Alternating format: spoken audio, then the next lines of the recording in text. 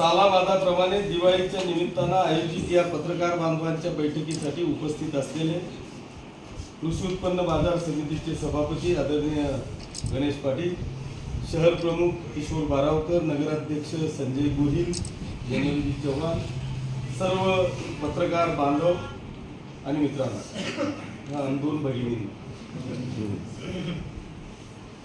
मी पहिल्यांदा आपल्याला सगळ्यांना या दीपावलीच्या निमित्तानं मनापासून शुभेच्छा देतो। आपण मला वाटतं 15-20 वर्षापासूनचे हे ऋणानुबंध आपले आहेत। प्रत्येक दिवाळीला मी फराळाच्या निमित्तानं आपल्याला आमंत्रित करतो आणि एकमेव हाच एक दिवस असा असतो की त्या दिवशी आपण सगळेजण एकत्रित येतो, एक हितगुज आपण गप्पांच्या माध्यमातून साधतो। अनेक वेळा लोकप्रतिनिधी आणि पत्रकार परिषद हा कुठला तरी विषय घेऊन येतो आणि त्याच्यावर आपण चर्चा करतो, परंतु आजचा हा दिवस असा आपला असतो की आपण ह्या दिवशी आनंदाने गप्पा मारतो, गेट टुगेदर करतो आणि एकमेकांची हितगुज साधतो। आणि म्हणून मी आज पहिल्यांदा आपल्या सगळ्यांचे मनापासून आभार मानतो की आपण आमच्या आमंत्रणाला मान देऊन सगळेजण आला, फराळाचा स्वाद घेतला, त्याबद्दल सगळ्यांचे मनापासून आभार मानतो। आपल्याला दीपावलीच्या मनापासून शुभेच्छा देत असताना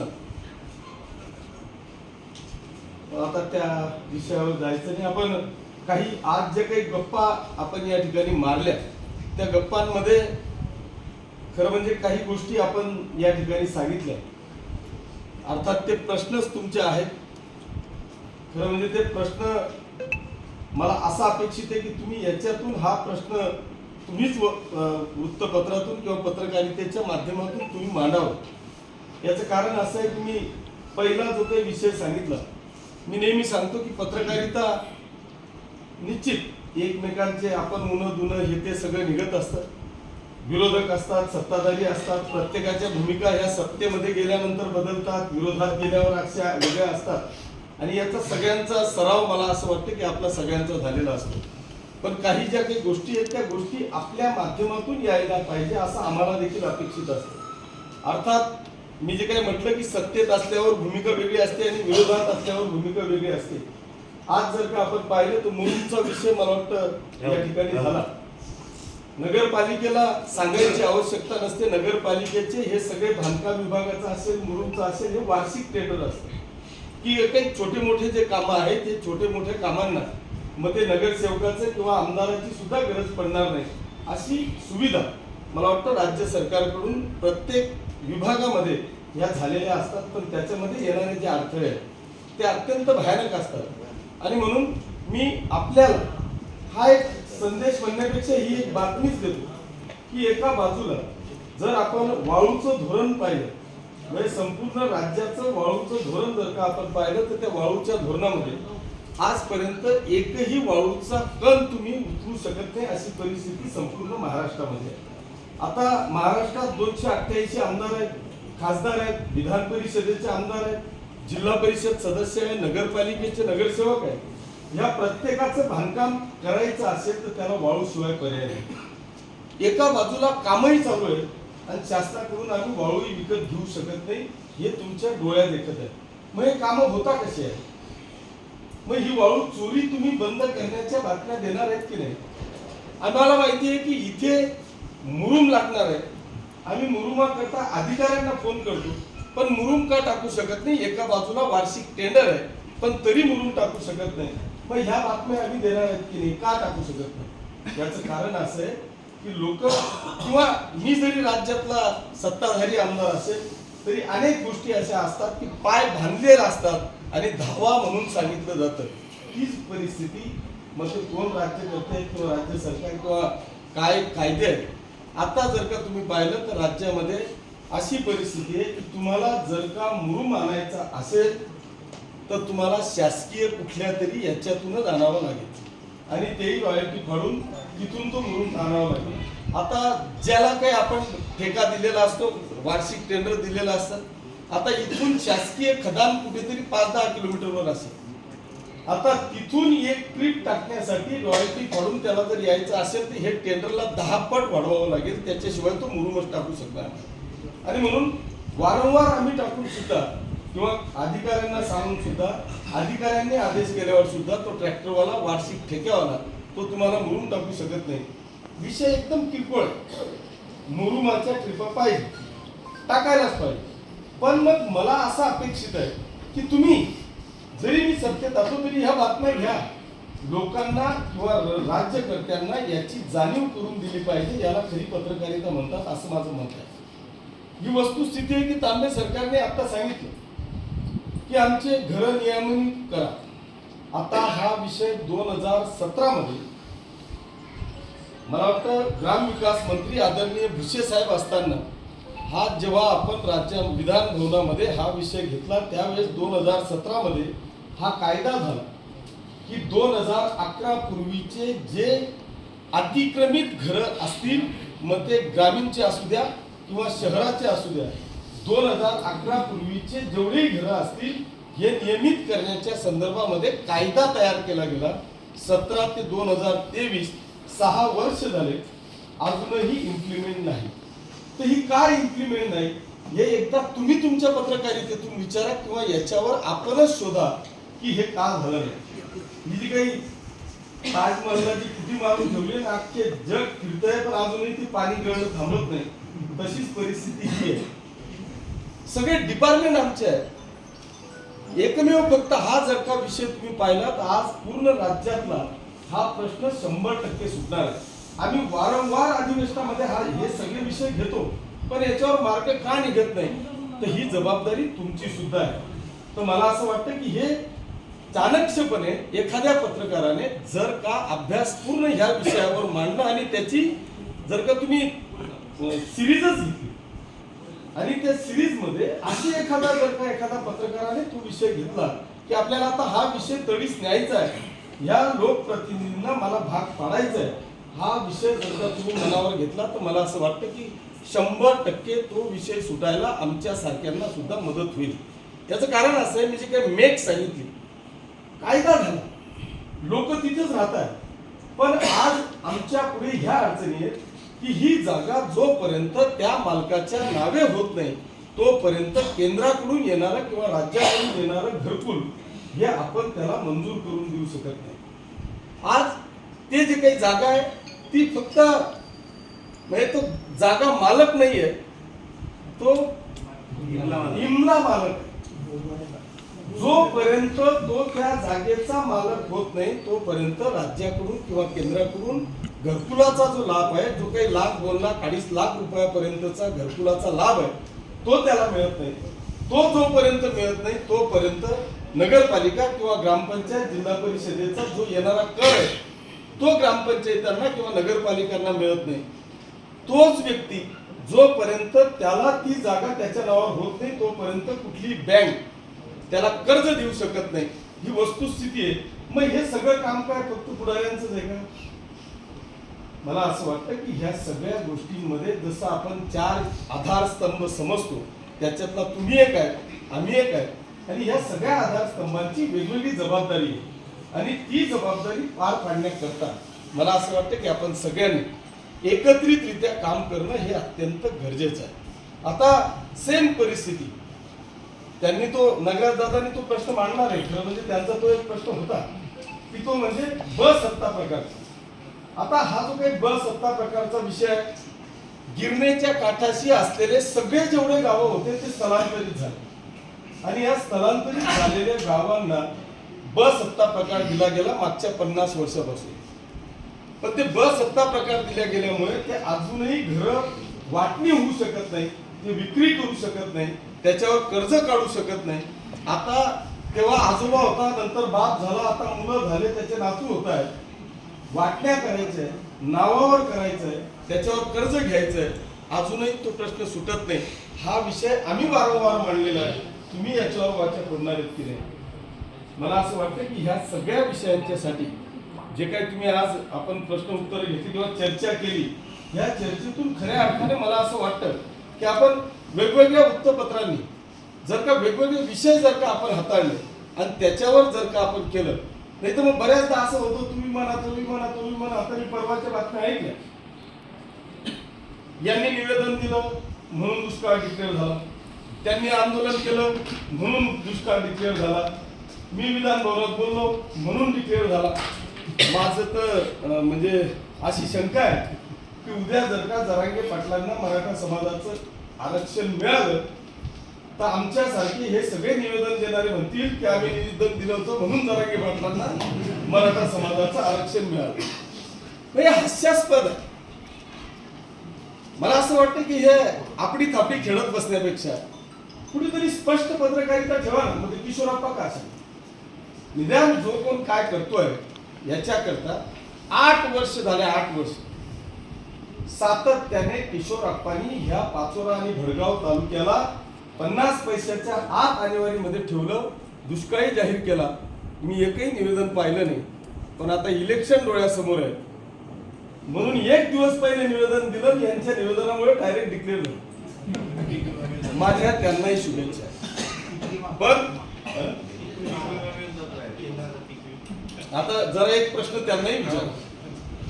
खरं म्हणजे मी आजपर्यंत माझ्याकडे जर का पीक विम्याच्या संदर्भात कुठलाही आमचा शेतकरी बांधव आला असेल ना तर त्याला मी आजपर्यंत असंच उत्तर दिलंय की बाबा पीक विम्याशी माझा काही संबंध नाही. पहिल्यांदा त्या पीक विम्याचं नावच आहे पंतप्रधान पीक विमा योजना. आता आमचा शेतकरी तो बिचारा त्याला अनाडी आहे, त्याला खूप काही कळतं असं नाहीये, परंतु त्याचा साधा प्रश्न असतो की आम्हाला पीक विमा मिळायला पाहिजे. आता माझा त्यांना नेहमी असं हे म्हणणं असतं की निश्चित पीक विमा मिळायलाच पाहिजे. पण आज अशी परिस्थिती आहे की आमचाही इन्शुरन्स असतो. माझा ऍक्सिडेंट झाला, मी मेलो तर मला पीक विम्याचा बेनिफिट मिळतो ना. का मी भरला म्हणजे दुसऱ्या दिवशी ड्युटी झाली माहिती. आता मी 10 वर्ष झाले पॉलिसी काढली होती, 10-12 लाख रुपये भरले आणि 5 लाख रुपये वापस दिले, तरी ते असं सांगताय की मी पीक विमा देतो, मी इन्शुरन्स देतो. 10-12 लाख रुपये भरले असते, 5 लाख रुपये 4.5 लाख रुपये दिले, त्याचं मी इतकं कौतुक चालू आहे. आता सेम परिस्थिती की जर पीक विमा आम्ही काढला, आता या पीक विमा खरं म्हणजे हा काही निकष असे आहे की तुमचे सातत्याने 45 डिग्री सेल्सिअस पेक्षा 5 दिवस किमान तुमचं टेम्परेचर गेलं पाहिजे. अतिवृष्टी होऊन ते रेकॉर्डला आलं पाहिजे.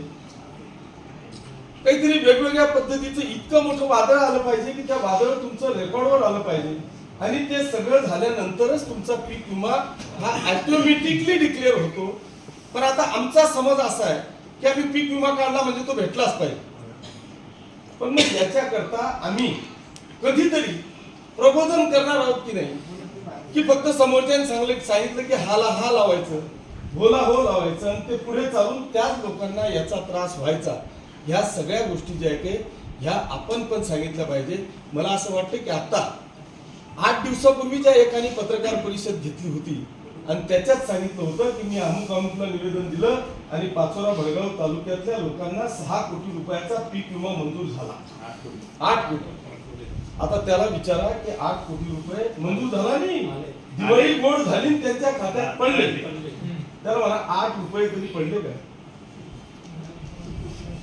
आजच्या सगळ्या पेपरांमध्ये बातम्या आहे की पूर्ण महाराष्ट्रातल्या एकाही अकाउंटवर पीक विम्याचा पैसा पडला नाही आणि त्यांनी दिवाळी पण गोड करून टाकली. त्यांच्या निवेदनावर मला ह्या लोकांची खरंच कीव येते आणि बातम्या टाकणाऱ्यांची त्यांच्यापेक्षा जास्त कीव येते. तुम्ही घ्या ना, कारण शेवटी आम्ही कोण आहोत याच्यापेक्षा तुम्ही एक नामांकित पत्रकार आहात. तुमचं एक वृत्तपत्र हे नामांकित आहे. त्याच्यात येणारी प्रत्येक बातमी ही योग्यच असेल, खरीच असेल असं एकदा शिक्का मोडतच झालेलं आहे. आपल्यापेक्षाही आपल्या वृत्तपत्राचं नाव मोठं आहे.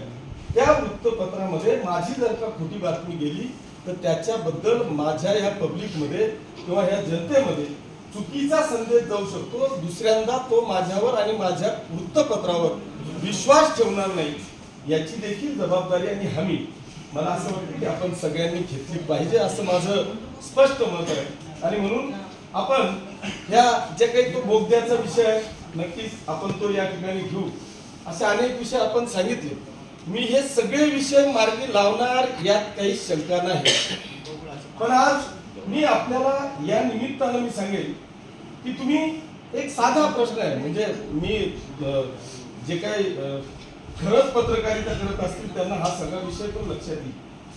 माझी सगळ्यांना या निमित्तानं विनंती आहे की तुम्ही विचार करा, शेती तीच आहे, इलेक्ट्रिक तीच आहे, शेतकरी तोच आहे, पण आज आमच्याकडे एवढी इलेक्ट्रिसिटीची मागणी किंवा ट्रान्सफॉर्मरची मागणी का वाढलेली आहे? मग उद्या MSCB वर किंवा किशोरप्पावर आरोप प्रत्यारोप करण्यापेक्षा मी एकदा छापा तसही की ही का वाढली. म्हणजे 63चा ट्रान्सफॉर्मर होता, 5-7 वर्षापूर्वी हेच ट्रान्सफॉर्मरवर 30 शेती चालू होती.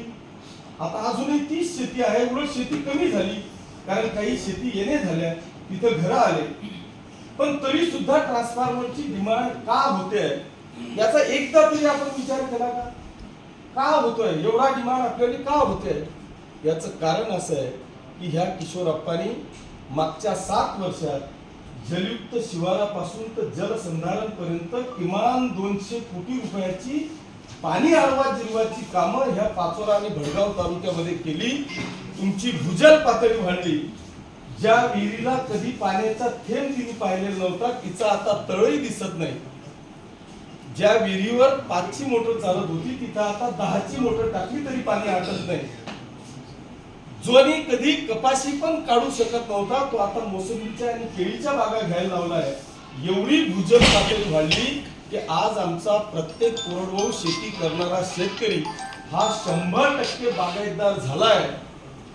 याचं एकमेव कारण आपल्या ह्या युतीच्या सरकारने मी लोकप्रतिनिधी म्हणून ज्या पद्धतीची कामं केली त्या आज इतकी भूजल पातळी वाढली की लोकांना एकमेव फक्त प्रश्न आमच्या समोर असतो, तो म्हणजे ट्रान्सफॉर्मरचा. त्या ट्रान्सफॉर्मरला MSCBच्या माध्यमातून आपण सगळे 33 अकराचे सबस्टेशन, 132 kVचे सबस्टेशन ह्यामुळे सगळं वाढून सुद्धा आज मी पूर्णपणे वीज देऊ शकत नाही. याचं एकमेव कारण आमच्या जमिनीची भूजल पातळी वाढली आणि म्हणून आज हा सगळा विषय या ठिकाणी आपल्या डोळ्यासमोर येतोय. आणि म्हणून बांधवांनो, ह्या सगळ्या गोष्टी करत असताना नक्कीच पत्रकार हा विषय अत्यंत महत्वाचाच आहे, पण पॉझिटिव्हनेस कसा आपल्याला तिथपर्यंत पोहोचवता येईल.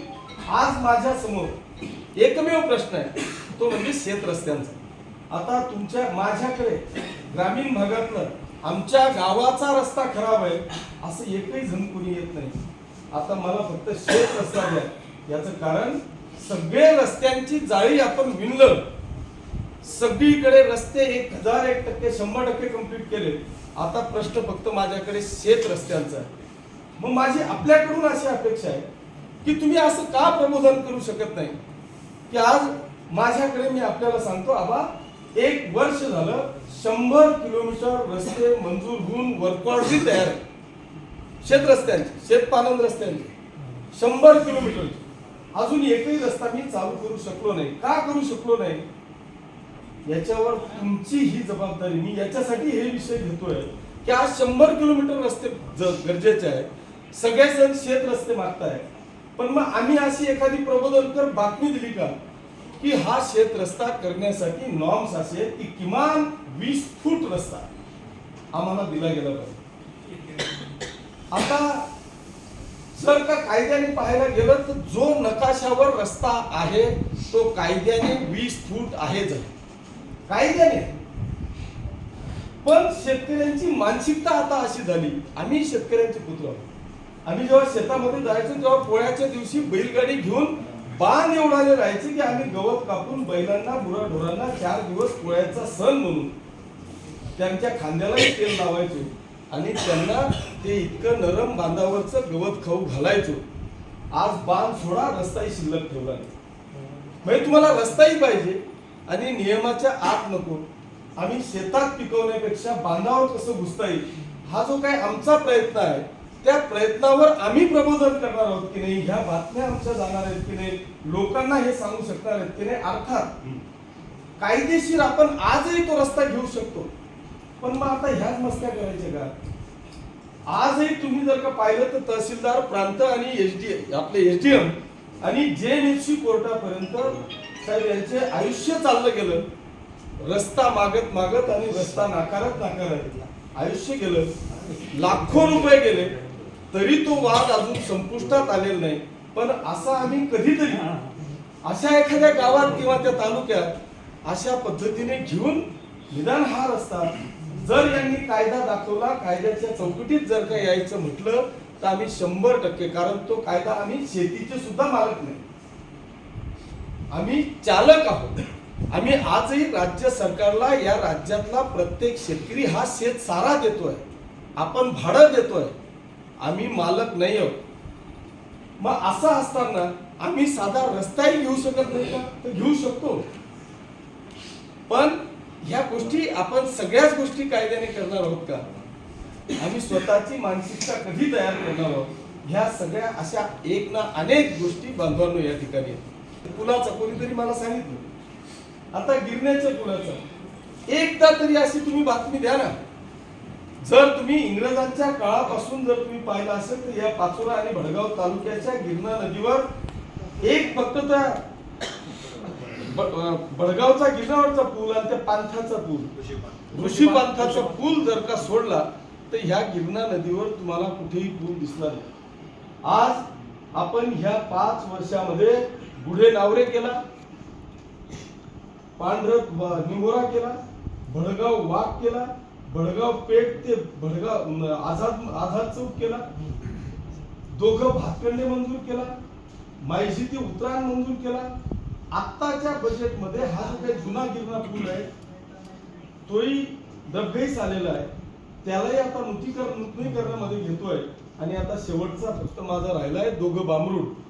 एवढं जर का झालं तर गिरणेवरचे स्वातंत्र्यानंतरचा जो एक पूल होता तो आपल्या तालुक्यातला, आज 7 पूल आपण त्या ठिकाणी टाकले, याची किंमत किमान 125 करोड रुपये. पॉझिटिव्ह आपण काहीतरी घेणार आहोत की नाही? ह्या सगळ्या, मला असं वाटतं की आपण ह्या सगळ्या गोष्टींमध्ये, नाही तर बस ते चांगली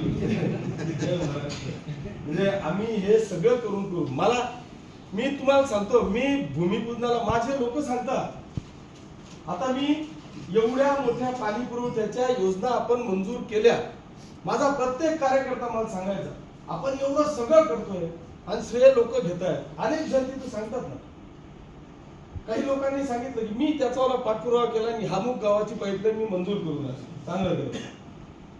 अर्थात तो कार्यकर्ता बिचारा मला तळमळीने सांगतोय की तू ये त्याचा श्रेय घे. आता तुम्हाला इथला प्रत्येक कामाचा साक्षीदार किंवा अध्यक्ष हा आमदार असतो. किशोरप्पा म्हणून मी म्हणणार नाही, पण एखादा आमदार त्या तालुक्याच्या किंवा त्या मतदारसंघाच्या होणाऱ्या कार्यक्रमाचा 100% त्या कामाचा तो अध्यक्ष असतो.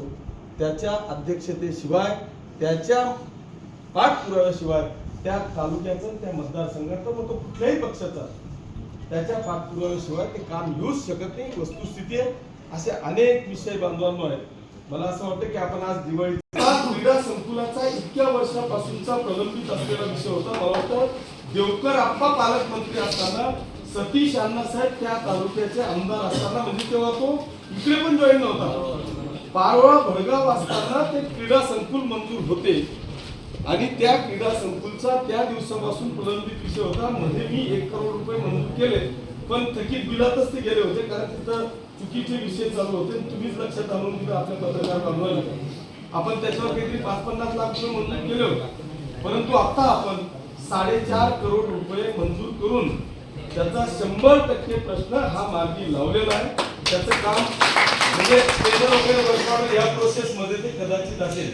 असे एक ना अनेक विषय बांधवांना, मी फक्त आता जो काही बवळाचा विषय आहे, आता तो बडगाव तालुक्यातल्याच बांधवांना मी सांगतो की आज जर का तुम्ही पाहिलं तर 11 जून 2019चा जो काय वादळ होतं, आता काही टेक्निकल गोष्टी होत्या आणि त्या टेक्निकल गोष्टीमुळे 2023 उगवलं. आता परिस्थिती इतकी भयानक होती की मी त्या बोरनार गावाला गेलो आणि त्या बोरनारला आता एखादा शेतकरी बिचारा खरंच आपल्या पिकाला आपल्या पोटाच्या मुलासारखं बाळासारखं जगतो. आणि जेव्हा अशी काही भयानक परिस्थिती येते त्यावेळेस मी माझ्या याच्याने पाहिलेलं, माझ्या डोळ्याने पाहिलं, दोघं नवरा बायको ते केळीचं पीक उद्ध्वस्त झालेलं असताना अक्षरशः चक्कर येऊन खाली पडले त्या बिचाऱ्याला मोठा अटॅक आला. आणि मी ते चित्र पाहिल्यानंतर मी विधानसभेत ह्या विषयाला आवाज उठवला, पण माझा नाईलाज होता की घटना किंवा ती जी काही जी आर आहे जूनमध्ये असं कुठलंही वादळ येत नाही, असं कुठलंही नुकसान होत नाही किंवा असं कुठलंही पीक नसतं असा त्या तुमच्या जी आर मध्ये आहे. मी त्याला मदत व पुनर्वसन विभागाकडे फिरत फिरत फिरत 2023 पर्यंत आलो. पण आज सुदैवाने मी आपले मदत व पुनर्वसन मंत्री आदरणीय अनिल दादांचे मनापासून आभार मानेन. मी त्यांना विनंती केली की ही वस्तुस्थिती आहे. इथे 10-20 वर्षाचे निंबाचे बाबळाचे झाडं कोसळले, इलेक्ट्रिकचे पोल गेले, या केळीच्या बागा गेल्या. मग या काय आम्ही हाताने पाहिल्या? बरं, याचा सर्वे आदरणीय गिरीश भाऊ त्यावेळेस पालकमंत्री होते, ते येऊन गेले, कलेक्टर येऊन गेले, आम्ही स्वतः तिथं 10 चक्रा मारल्या. ही वस्तुस्थिती असताना तुमच्या जी आर मुळे जर का आमच्या शेतकऱ्याला बेनिफिट मिळत नसेल तर हा जी आर तुम्ही बदलला पाहिजे. मी लढत आलो, पण मी अनिल दादांचे मनापासून आभार मानेन की त्यांनी ह्या गोष्टीला विशेष बाब म्हणून मला मंजुरी दिली आणि 23 मध्ये का होईना ते आपल्याला यश प्राप्त झालं. आज त्या ठिकाणी एक चांगलं काम झालं. सेम परिस्थिती आमच्या कल्याणीची होती, सेम. अशा परिस्थितीमध्ये त्या बापाची आई वडिलांची जी काय परिस्थिती आपण पाहिली, त्या समाजाची पाहिली, पूर्ण तालुक्याची जिल्ह्याची आपण परिस्थिती पाहिली. पण आज मी माननीय मुख्यमंत्री महोदयांचे आभार मानेन की त्यांनी शासन आपल्या दारीच्या कार्यक्रमामध्ये शब्द दिला आणि 5 लाख रुपयाचा धनादेश मी दिवाळीच्या आधी त्या कुटुंबाला देऊ शकलो. एक आत्मिक समाधान आहे. त्याच्यामुळे ह्या ज्या काही अनेक गोष्टी आहेत मला म्हणजे सांगण्यासारख्या. जर विकासावरच बोलायचं म्हटलं तर मी तास कारण विकास एवढा केलेला आहे की मला ह्या सगळ्या गोष्टींमध्ये आपण पुढे जाणार आहोत. पण मला आता थोडंसं आपण तेच फक्त पाणी, वीज, गटार, लाईट याच्या पलीकडेही आपल्याला मला असं वाटतं की आपण जायचं. मी ह्या दिवाळीचं सोड आधारस्तंभ म्हणून द्यायचं असेल तर माझी आपल्याला विनंती आहे की एक दर महिन्याला आपल्यावाले सगळे राजकीय जोडे बाजूला ठेवून फक्त ह्या मतदारसंघाचा मी काहीतरी लागतो, मी याला काहीतरी देऊ शकतो, माझ्या लेखणीतून आमदाराचे शासनाचे मी डोळे उघडू शकतो, अशी जर का आपली तयारी असेल तर मला असं वाटतं की आपण सगळ्यांनी दर महिन्याला पाहिजे एकदा या चर्चा करा. फक्त मतदारसंघावर चर्चा करायची, विरोधक कोणीच नाही. ते आपल्याला हे चांगलं करायचं, हे काम करायचं, ह्या समाजाला, ह्या मतदारसंघाला आपल्याला सगळे मिळून न्याय द्यायचा आहे. ही भूमिका ज्यांची असेल ना त्यांनी बिनधास्त या दर महिन्याला या. आणि मी तर म्हणतो ना, अशी डेअरिंग मला नाही वाटत कोणी केली असेल, महाराष्ट्रात कोणी केलं नसेल. मी 2014 मध्ये जेव्हा पहिल्यांदा आमदार झालो, 2019च्या आधी ही जी कैलासवासी तात्या साहेबांची शेवटची मीटिंग होती, मी आव्हान केलं होतं पूर्ण मतदारसंघाला. जवळपास 5000 लोक होते, सगळे पत्रकार तुम्ही साक्षीदार होते. आणि सगळ्यांना आव्हान होतं की तुम्हाला वाटेल ते विचार, प्रश्न तुमचे, उत्तर माझे. 5 तास निर्मल इंटरनॅशनल स्कूल मध्ये तो कार्यक्रम चालला. तात्यांनी माझी पाठ थोपटली की महाराष्ट्रात कदाचित हा पहिला कार्यक्रम आहे इलेक्शनच्या पहिले, असं कोणीही आव्हान स्वीकारत नाही. आणि ते 5 तास चाललेल्या कार्यक्रमामध्ये 100% प्रश्नांना मी उत्तरं दिली. एकाही प्रश्नाला टोल झालो नाही. याचं एकमेव कारण मी जमिनीवर माझं ह्या मतदारसंघाशी नातं आहे. इथल्या प्रत्येक विषयाला मी हाताळतोय आणि म्हणूनच एवढी आपण डेअरिंग करू शकलो. नाही तर एखाद्याही प्रश्नाला जर का ट्रोल झालो तर तो मला किती खाली आणू शकतो याची कल्पना असताना सुद्धा आपण 100% त्याला न्याय देण्याचा प्रयत्न केला आणि आव्हान दिलं. आणि म्हणून माझी हेच आपल्याला म्हणणं आहे की आपल्याला जायचं, एक तर महत्वाकांक्षी प्रकल्प आपण घेऊन जाऊ. भविष्यात आपल्याला कशा पद्धतीने ह्या मतदारसंघातल्या तरुणांपासून, शेतकऱ्यांपासून, बेरोजगारांपर्यंतचा हा प्रत्येक विषय आपल्याला रेटून कसा नेता येईल. मी अनेकदा या विषयावर चर्चा करतो, परंतु मला माझी अजून तेवढी हिंमत पण नाही, त्या लेवलपर्यंत मी गेलेलोही नाही. दुर्दैव आहे की नाही या जिल्ह्यात अशी बैठक होते ना, अशी चर्चा होते ना, उत्तर महाराष्ट्रात अशी कधी चर्चा होत नाही. हे आपलं सगळ्यांचं दुर्दैव आहे. आणि म्हणून आता मी तो नाद सोडून मी आणि माझा मतदारसंघ एवढाच आता माझ्या समोरचा अजेंडा आहे, त्याच्याशिवाय पर्याय नाही. कारण मी जर का नेता व्हायला लागलो, कारण एकदा फक्त सुरेश दादांनी नाही, मनोहर जोशींनी तात्यांना शॅडो कृषी मंत्री डिक्लेअर केलं आणि दुसऱ्या टर्मला त्यांचा पराभव झाला. म्हणजे इतका विद्वान माणूस की ज्यांनी महाराष्ट्रात कृषीच्या संदर्भात नाव कमवलं, ख्याती केली, आणि त्यांना उद्याचा कृषी मंत्री डिक्लेअर केल्याबरोबर ते इतके चेहरे लागले की तात्यांना खाली यावं लागलं. ही वस्तुस्थिती आहे. आणि म्हणून आपण बाकीच्या विषयांवर न जाता ज्या नाही तो जहान आहे, एकदा जिवंत राहून मग पुढे जाऊ. जय हिंद, जय महाराष्ट्र.